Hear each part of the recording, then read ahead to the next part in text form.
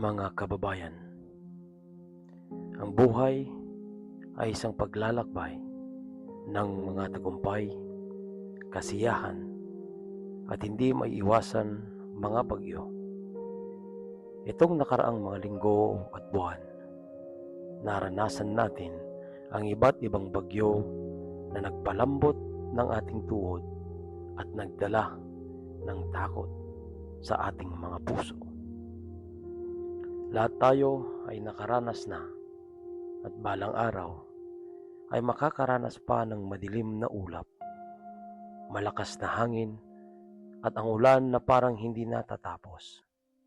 Mga pagsubok, iba-iba ang anyo, hindi inaasahan at kadalasan hindi matitinag.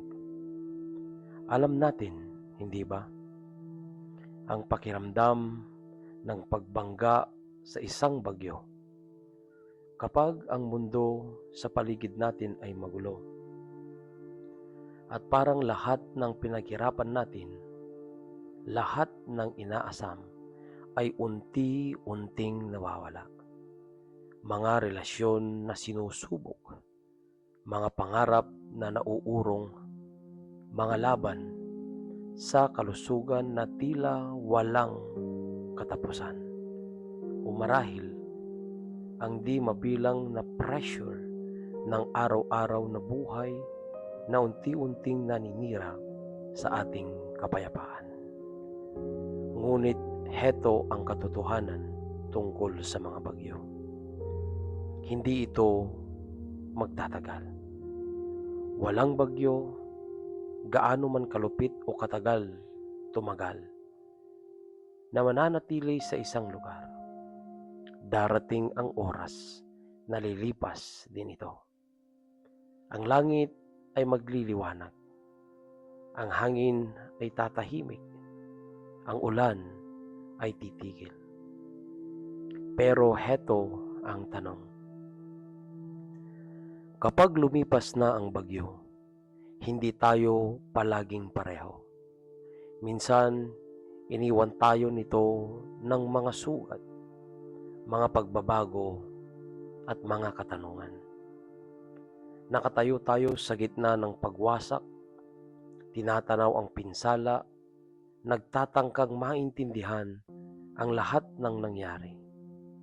Baka may mga piraso ng ating sarili na natagpuan natin na nakakalat sa paligid, o baka naman natagpuan natin ang ating lakas na hindi natin akalain. Ngunit ang totoo, hindi natin alam kung para saan tayo inihanda ng bagyong iyon. Ano kaya kung sa paglimos ng ulap, matutuklasan natin na may bagyo na namang pagsubok, isang hamon na mas malaki pa, isang bagay na hindi natin inaasahan. May isang bagay o isang tao na nag-aabang sa kabila ng mga ulap. Hindi ko alam, hindi ko masasabing tiyak, ngunit habang ako'y nakatayo dito, nagsasalamin sa mga bagyong lumipas at sa mga susunod pang darating, isang bagay ang malinaw. Ang tanging paraan upang malampasan ang bagyo ay magpatuloy. Minsan hindi natin makikita ito habang tayo'y nasa kalagitnaan ng bagyo, ang dahilan ng ating sakit, ng ating laban. Ngunit habang ang bagyo ay humuhupa at tinitingnan natin ang mga natira, baka matutuklasan natin na ang akala nating pagkawasak ay isang paghahanda pala. Kahit habang nandyan ka ngayon, nakaharap sa sarili mong bagyo, tanungin mo ang iyong sarili. Handa ka na ba sa susunod na darating? Dahil sa oras na akala mong tapos na, maaaring may isang bagong pagsubok na hindi mo inaasahan na nag-aabang sa iyo. Isang bagay na magbabago sa lahat. Isang bagay na hindi mo dapat alam. Kaya kaibigan, tatandaan, ang pinakaimportanteng bagay ay ang hindi tayo mawalan ng pag-asa. At ang pag-asang ito ay nakahandang ibigay ng ating Panginoon.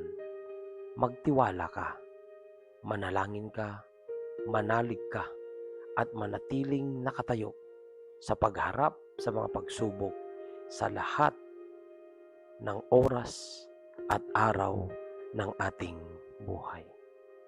Lagi mong tatandaan na ang buhay ay puno ng mga pagsubok.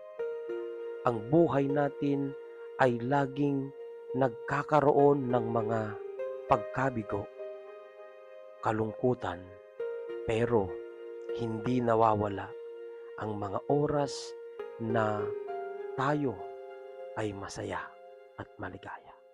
Kaya't sa mga oras na ito, kaibigan, manalig ka, tumawag ka sa Diyos, manalangin ka, at magtiwala ka na ang Diyos ay laging nandiyan, na ang Diyos ay laging nakahanda para tumulong sa anumang sakuna na darating sa iyong buhay. Kaibigan, sa mga nagdaang bagyo, makikita mo na nasa likod ng ulap ang Diyos na nakahandang tumulong, naghihintay at naghahanda para gamitin ang ibang tao na nakahandang tumulong sa iyo. Manalig ka at ikaw ay tutulungan ng Panginoon.